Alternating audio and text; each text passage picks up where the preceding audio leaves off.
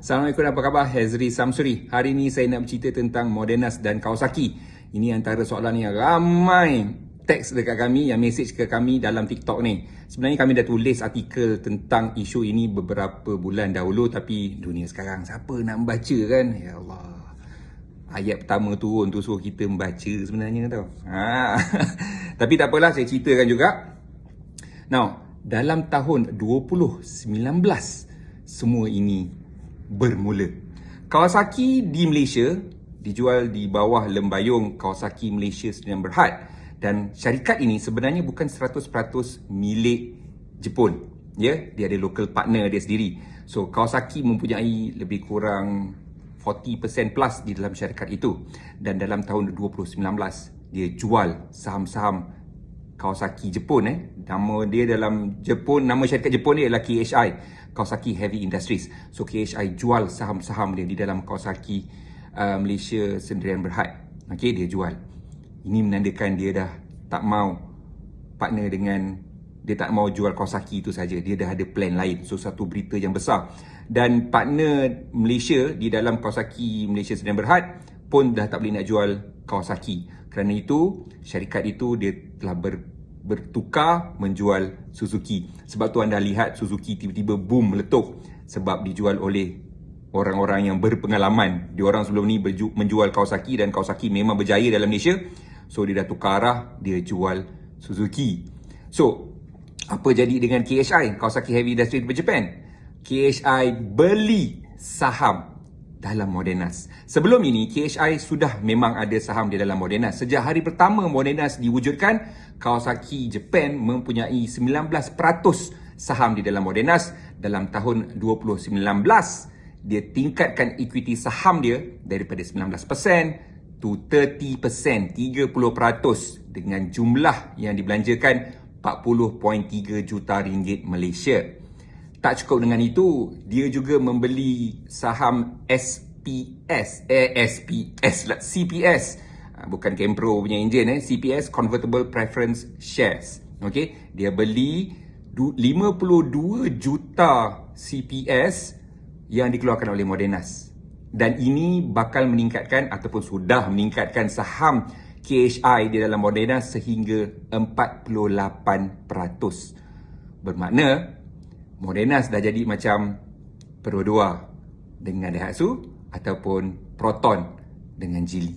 So Modenas finally they have a very strong partner, dan Kawasaki juga akhirnya mempunyai satu rakan kongsi yang berpengalaman di Asia Tenggara, dan mereka boleh guna kilang Modenas di Gurun. Kerana itu kami pergi melawat ke kilang di Gurun, kilang Modenas di Gurun sebelum COVID-19 dulu. Kita orang pergi melihat satu production line khusus untuk memasang model-model Kawasaki di Gurun. Even Modenas pun pernah cerita, pernah bercakap kepada umum bahawa mereka akan rebatch motosikal Kawasaki daripada 250cc ke 650cc.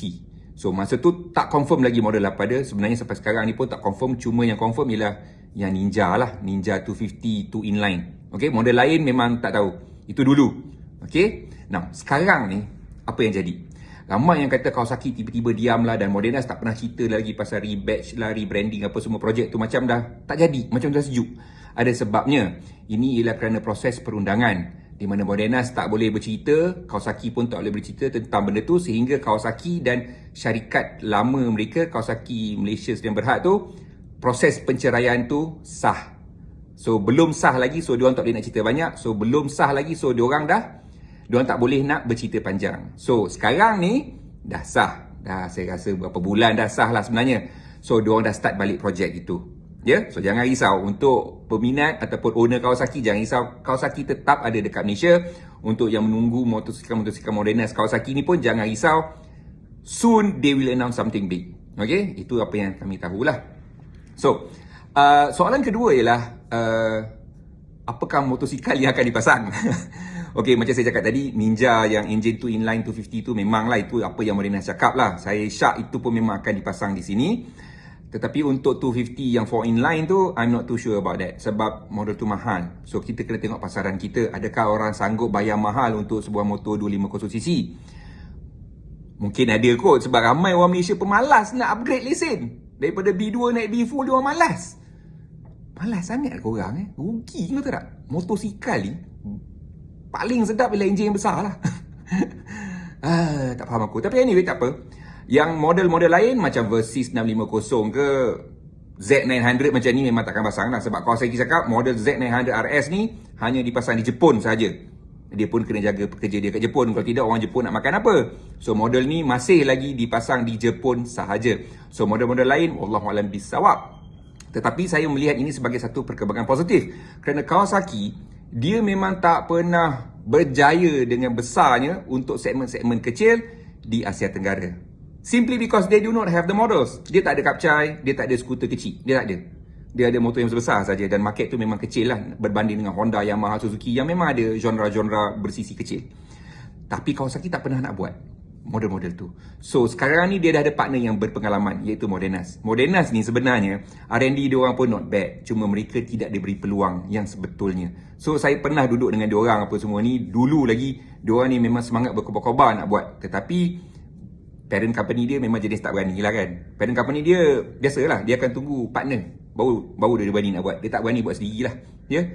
So sekarang ni Modenas dah ada partner yang besar iaitu Kawasaki dan Kawasaki dah ada partner yang berpengalaman Modenas untuk tackle pasaran Asia Tenggara, which is good. Kawasaki boleh pasang dekat gurun dan boleh eksport ataupun dia boleh CKD kat tempat lain semua ni. R&D boleh buat kat Malaysia. So boleh ada kapcai dan boleh ada skuter kecil ataupun Matic macam kawan-kawan kita daripada Indonesia panggil. Soalan seterusnya ialah adakah Modenas akan menghasilkan sebuah Super Cup? Tolong kejap. Sorry lah, kode motor Yamaha jadi. Okey. Ini satu soalan yang menarik dan kita pun pernah lihat konsep-konsep Super Cup yang Modenas buat apa semua ni. Kita pun tahu memang projek tu ada dalam rancangan mereka tetapi modal semua tak ada apa semua ni kan. Dan anda kena faham, untuk menghasilkan sebuah motosikal setakat jual dalam Malaysia sahaja rugilah. Sebab pasaran Malaysia walaupun kita rasa kita ni paling terror dalam dunia, pasaran kita sebenarnya kecil sangat berbanding dengan Indonesia. Ya. Walaupun YB Zahid MED dia merapu apa dia cakap yang Malaysia punya pasaran motosikal besar, apa benda dia cerita tah. Indonesia pernah jual motor sampai 7 juta unit setahun. Sekarang ni dia dalam 5 juta ke 6 juta lah. Okey. Thailand tu senang-senang je 3 ke 4 juta. Vietnam 2 juta.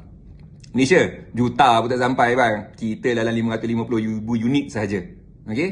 Tapi still kapcai dan skuter kecil ialah genre paling popular di Asia Tenggara, and if Kawasaki wants in, dia memang kena ada partner yang berpengalaman dalam menghasilkan model-model ini, dan Modenas ialah partner yang menarik, partner yang berpengalaman. Okey, dan Modenas juga akhirnya dapat partner yang boleh bagi dia teknologi macam Kawasaki. So harapnya lah Kawasaki dan Modenas boleh menghasilkan kapcai-kapcai yang modern, efisien, yang menghasilkan kurang asap. Itu yang penting sekali, dan akhirnya menghasilkan motosikal EV lah. Sama juga dengan skuter. So, saya pun tak nak cerita banyak sebab info pun tak dapat banyak pun. Apa yang saya tahu, Kawasaki Modenas akan membuat pengumuman yang besar sedikit masa lagi. So, sabar. Okay? Sabar.